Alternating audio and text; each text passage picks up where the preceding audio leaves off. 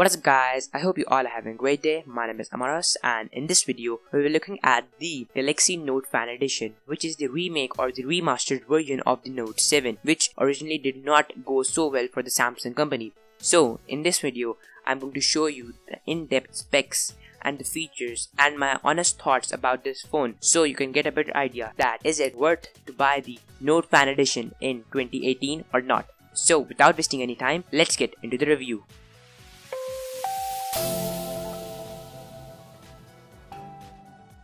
So let's start with the build first. So the phone is built really well. It has a glass back along with a Corning Gorilla Glass 5 on the front and has a 5.7 inch screen, which is a 2K display, which means it is 1440p into 2560.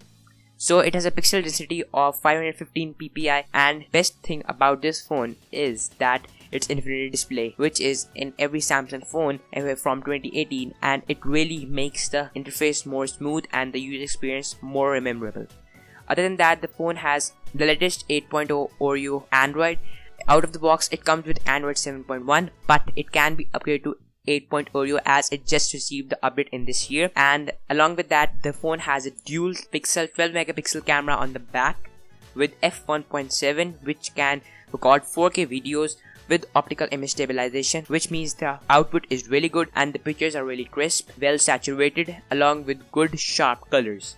Other than that, the phone comes with 4 GB of RAM and 64 GB of ROM.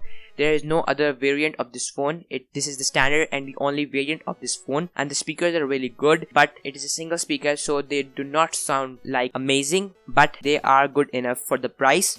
Other than that, the phone comes with all the sensors along with the iris scanner, which is a plus point in this phone at this price point.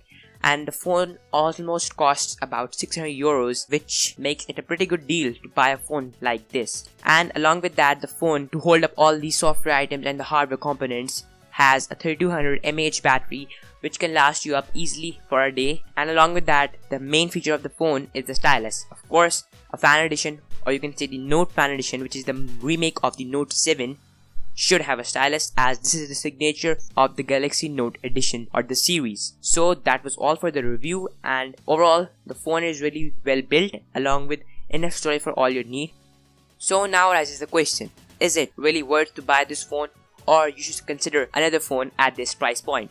So if you look at the specs and the features, the phone has got everything except the dual camera, and the front camera does not has really good results.